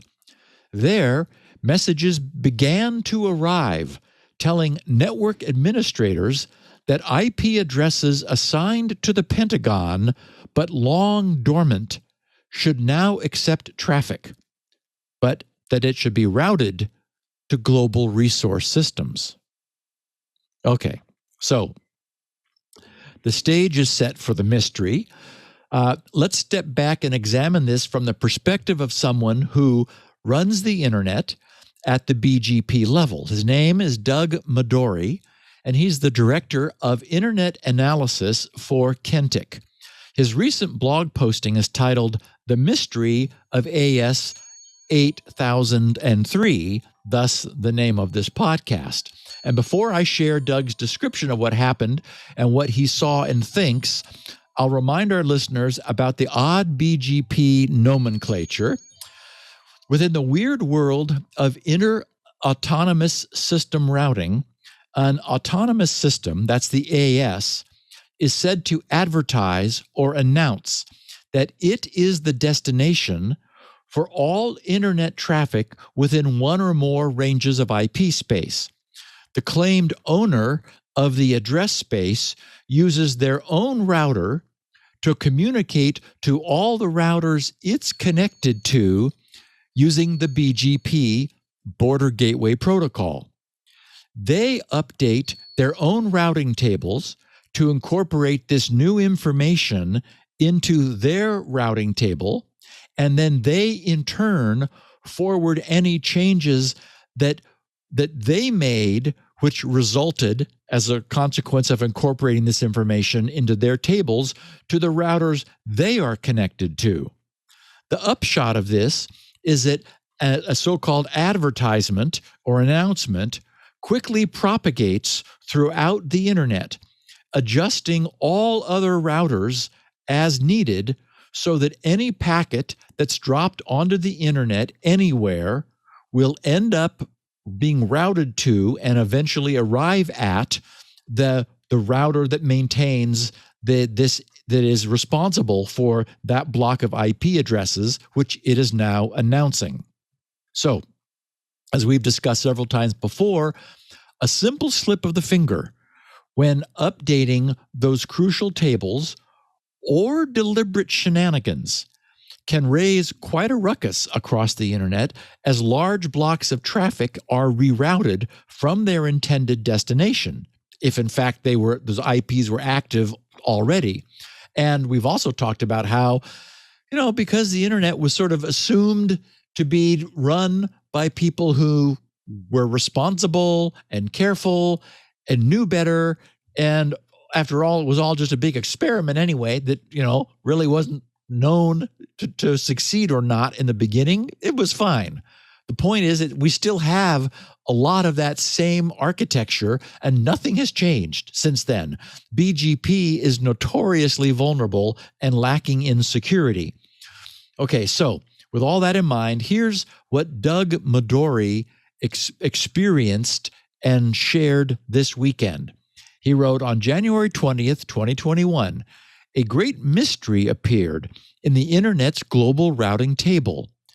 An entity that hadn't been heard from in over a decade began announcing large swaths of formerly unused IPv4 space belonging to the U.S. Department of Defense, registered as GRS-DOD. AS8003 began announcing 11.0.0.0/8, among other large DoD IPv4 ranges.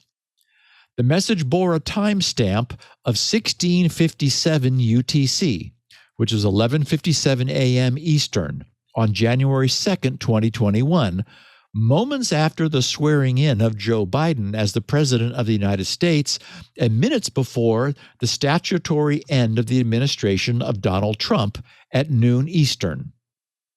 The questions that started to surface included, who is AS8003? Why are they announcing huge amounts of IPv4 space belonging to the U.S. Department of Defense? And perhaps most interestingly, why did it come alive within the final 3 minutes of the Trump administration?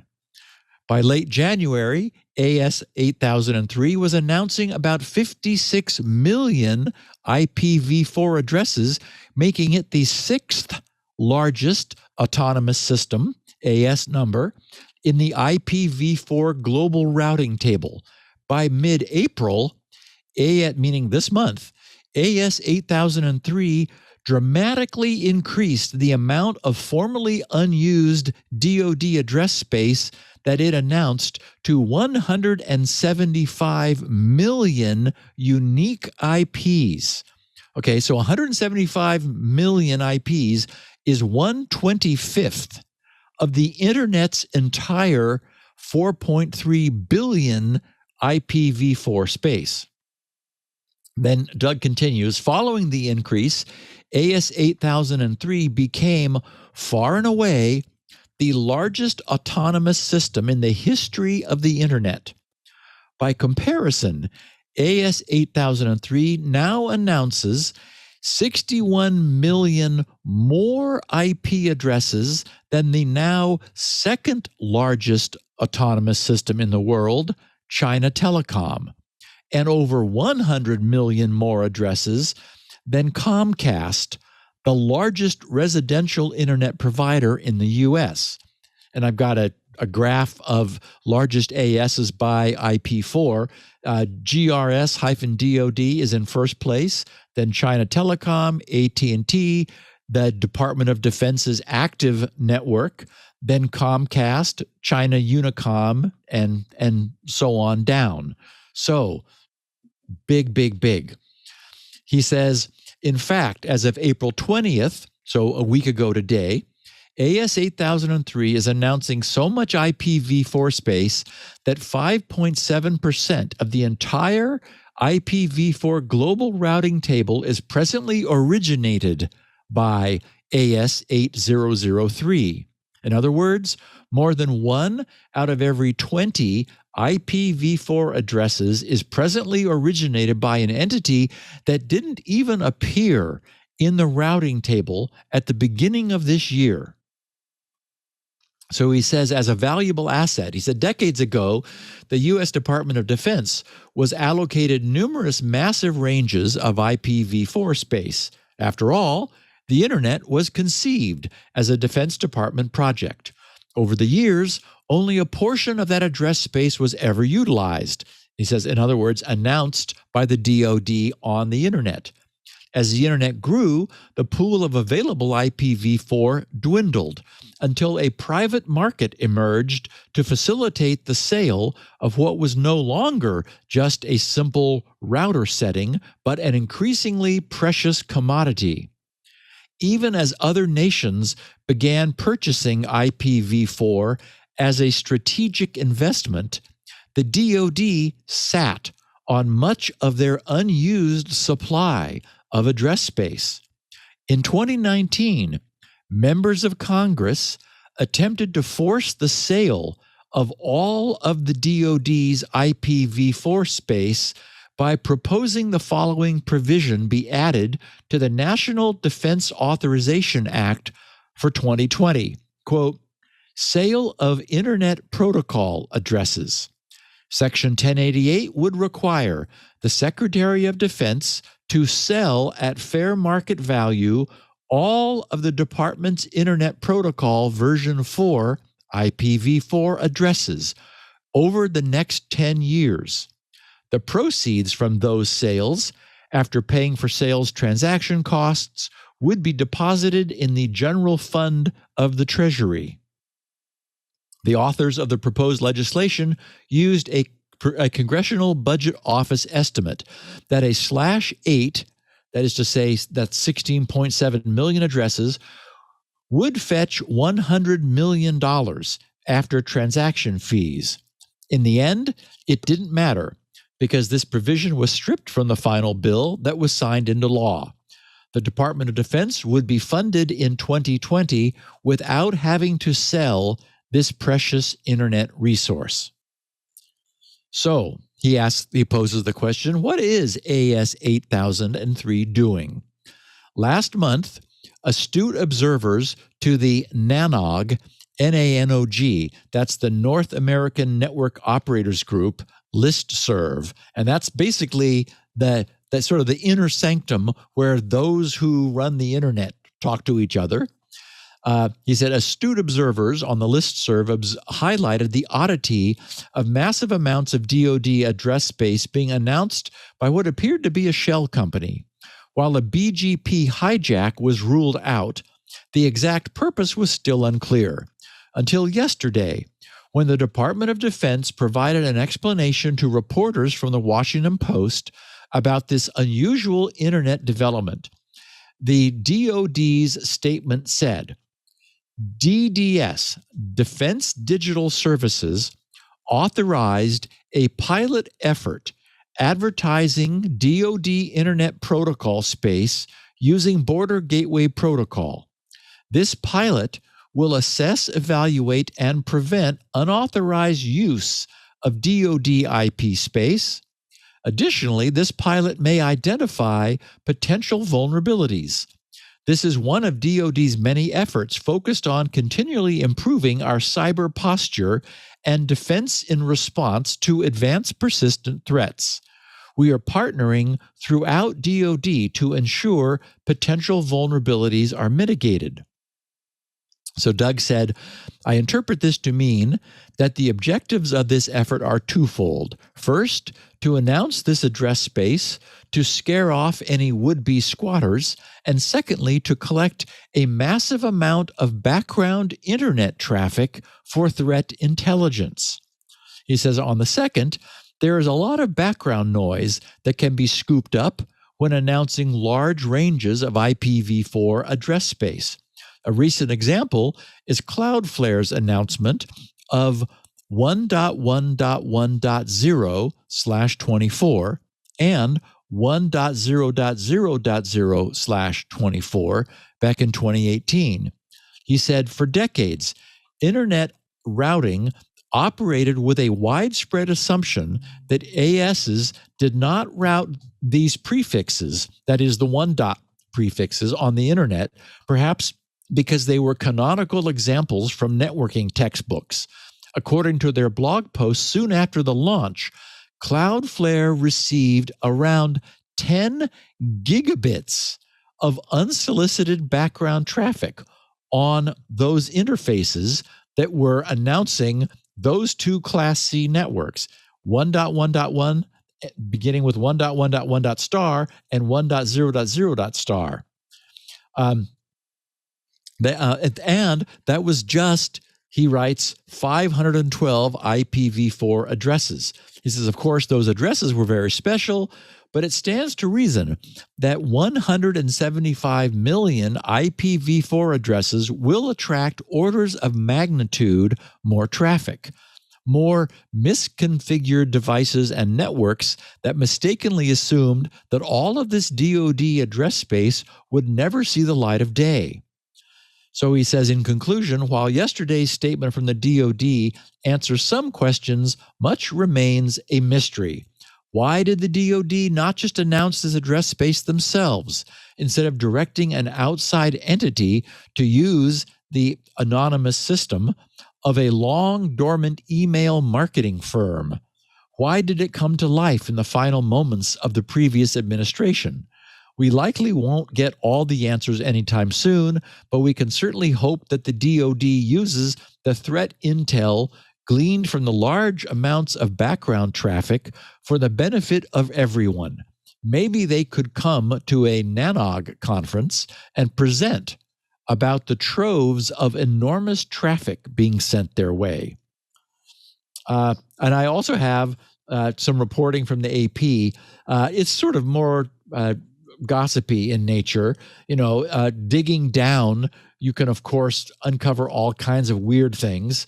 I'll share some of what the AP wrote. They said, what a Pentagon spokesperson could not explain Saturday is why the Defense Department chose Global Resource Systems, LLC, a company with no record of government contracts, to manage the address space.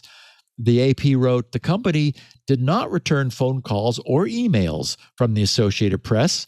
It has no web presence, though it has a domain, grscorp.com. Its name does not appear on the directory of its Plantation, Florida domicile, and a receptionist drew a blank when an AP reporter asked for a company representative at the office earlier this month. She found its name on a tenant list and suggested trying email. Records show the company has not obtained a business license in Plantation. Incorporated in Delaware and registered by a Beverly Hills attorney, Global Resource Systems, LLC now manages more internet space than China Telecom, AT&T, or Comcast. The only name associated with it on the Florida Business Registry coincides with that of a man listed as recently as 2018 in Nevada corporate records as a managing partner of a cybersecurity internet surveillance equipment company called Packet Forensics. The company had nearly $40 million in publicly disclosed federal contracts over the past decade, with the FBI and the Pentagon's Defense Advanced Research Projects Agency, DARPA, among its customers. That man, Raymond Solino, is also listed as a principal in a company called Tidewater Laskin Associates, which was incorporated in 2018 and obtained an FCC license in April of 2020. It shares the same Virginia Beach, Virginia address, a UPS store, in corporate records as Packet Forensics. The two have different mailbox numbers at the same location. Calls to the number listed on the Tidewater Laskin FCC filing are answered by an automated service that offers 4 different options but doesn't connect callers with a single one, recycling all calls to the initial voice recording. Solino did not return phone calls seeking comment, and a longtime colleague at Packet Forensics, Rodney Jaffe, said he believes Solino was retired. Jaffe, who's now CTO of Newstar, Inc., which provides internet intelligence and services for major industries, including telecommunications and defense, declined further comment. In 2011, Packet Forensics and Solino, its spokesman, were featured in a Wired story because the company was selling an appliance to government agencies and law enforcement that let them spy on people's web browsing using forged security certificates. And if the name Packet Forensics rings any bells for our listeners, that's why. We spent a lot of time covering the covert use of these so-called TLS interception middle boxes, and Packet Forensics was among the purveyors of those technologies that we talked about before. Anyway, the AP coverage that I was quoting here finishes up saying the company continues to sell lawful intercept, unquote, equipment, according to its website. One of its current contracts with DARPA is for harnessing autonomy for countering cyber adversary systems. A contract description says it's investigating technologies for conducting safe, non-disruptive, and effective active defense operations in cyberspace. Contract language from 2019 says the program would investigate the feasibility of creating safe and reliable autonomous software agencies that can effectively counter malicious botnet implants and similar large-scale malware. Anyway, deepening the mystery, they conclude, is Global Resource Systems' name. It is identical to that of a firm that independent internet fraud researcher Ron Gilmet says was sending out email spam using the very same internet routing identifier. That's where that reference to AS8003 came down. It shut down more than a decade ago. All that differs is the type of company. This one's a limited liability corporation. The other was a corporation. Both use the same street address in Plantation, a suburb of Fort Lauderdale. So now everyone, for what it's worth, listening to this podcast knows as much as anyone else, aside from those who do know what's going on, and those who do are choosing not to say anything on the record. It's nothing. It nothing. is interesting that what Leo? Silly. Well, okay, put yourself in. Okay, you're in charge of AS8003, some low-level functionary in the, IT department or whatever. I don't know who was responsible for those addresses, but somebody at some point says, we really ought to make sure. Remember that 10 years ago somebody misused that 11 dot?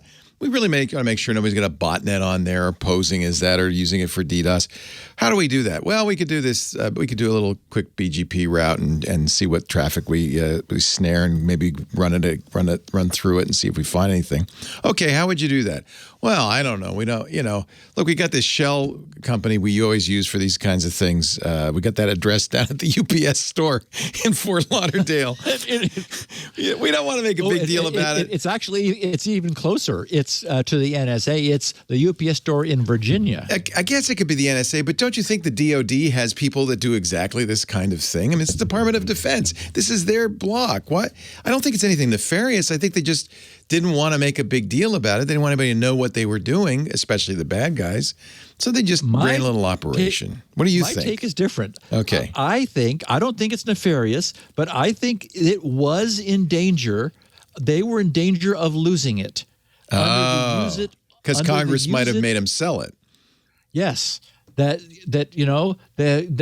might have thought, whew, we had a Congress that let us, keep it, get that out of the appropriations bill that year. But a Biden Congress might not be so maybe that's amenable. Why. Right. And so if we're not using it, how do we defend our need for it? But boy, do we want it. Well, but how does this defend their need for it? They can just say somebody said, look at all of that IP space that the DOD has and obviously has no need for. Right. So, but this doesn't show a need for it. This is just a security assay, basically. Exactly. It is absolutely. I don't disagree with the brainstorming that has followed its allocation, because you are indeed, we've often talked about honeypots. You could make the honeypot of all time. Oh, yeah. On the other hand, the bad guys know which IP spaces are now being forwarded to AS 8003. And Doug made a good point too. You just have to black hole all of that bandwidth, because when you announce that much unused space, you're probably going to just be buried with packets, which you really don't want, because you actually don't have any use for them right now. Jonathan Bennett in the Discord says the sensible thing. This was signed off by the White House probably 2 years before they started this, and they didn't want to have to go through a whole process again with a new White House. So they just said, look, if we're going to do it, we got to do it before there's a new Secretary of Defense and all of this. Makes sense. So let's just get this over with. It's already been approved. The Secretary of Defense, Mark Esper, left a week or two before this. He was gone. So I bet you it's something that simple. And the whole thing about the reporter going down to the shared workspace and saying, "Hey, is this company here?" and the woman throwing her out. That's just silly filler from the Washington Post. It was just a security operation, and then somebody got wind of it and made a big story out of it. Do you see any what's nefarious about this? This is what they should be doing. They probably should be doing it more often. I think it's just fun. Yeah. Oh no, I agree. It's a great story. Yeah. I think it's just fun, and what we don't know is which came first. Did the concern about losing it, since they weren't using it, did that precede, right. Hey, we could be using this? But they're not using it now, are they? I mean, they just ran a scan, basically, and downloaded terabytes of garbage data, and now they're done. So what they did was they had unused space, like Right. in the they've always had it, blocks of the internet, the original IP space, Right. were just allocated to DARPA, Right. and Never used someone it. Yep. said, hey DARPA, you want 2, 3, 5, or no, not 5, because that was never used, but what blocks do you want? And so someone said, well, we'll take 11. Yeah, Goes to 11. and they got a few other ones. And Honestly, and they just why do never they got even- around to use it. They just never got around to it. Well, who cares? They're never going to use it anyway. Now that V6 is here, they can have 1 trillion addresses if they want. Right, and that's too low a price, by the way. If 100 million? Yeah. Oh yeah, you could get a lot more money than that. 100 million to the Somebody Pentagon, was lowballing. I might add, is cigarette money. It's not. Yes. Even Congress turns its nose up at 100 million. That is not going to help the budget of the. It's not going to. You won't. When you have a $92 billion That's not budget. even a rounding. That's not even a rounding error Yeah. on the general fund. Yeah. So. That pays for the hot dog stand in the Pentagon's inner It circle. was a fun story that, I love that lets the us story. talk about the way the I'm world works. I'm not knocking you at all, and I love it. Yeah, I mean, it's fascinating. But I don't think there's. Do you think there's anything nefarious at all about this? It doesn't sound like it. And I agree with you that they had some random company somewhere, and they said, "Oh, just hook it up over there. Yeah, we need to anchor these addresses somewhere. Exactly. Let's send them over there." And the Pentagon said very clearly, no, we still own the addresses. That's not a real company. That's just Exactly. It's just a shell. I just think they love needed it. to light them up because they needed to be able to say, Everyone's- "Oh no, we're using those. Don't go selling out from under us." It might be enough to convince Congress. You see, something happened. Yeah. I guess. Nobody's thinking about the 100 million. I think at this point, it costs you more to administer an auction. And besides, who's buying IPv4 addresses these days? Anybody? Are they worth anything? Oh yeah. They are. They're still precious. Yeah. Comcast would want them. Steve, you're always fun. I love it. The show always good conversation starter if you're really a geek, I guess. If we do this show every Tuesday, 1:30 Pacific, thereabouts. That's 4:30 Eastern Time, 20:30 UTC. If you want to watch live, we stream it live at twit.tv/live. There's live audio and video. You can chat with us live at irc.twit.tv. You can also get on-demand copies of every show at our website, twit.tv/SN. Steve's got his own copies. He's got the unique 16 kilobit version. If you don't have an IPv6 address and you want to save some bandwidth, just get that 16 kilobit version. There's also handwritten transcripts. Those are probably even smaller by Elaine Ferris. She does such a good job. You can get all that. Have you put up the current show yet? Because somebody's saying, 2015 is still up or something like that. I don't know. Oh, did I They forget? said he got busy.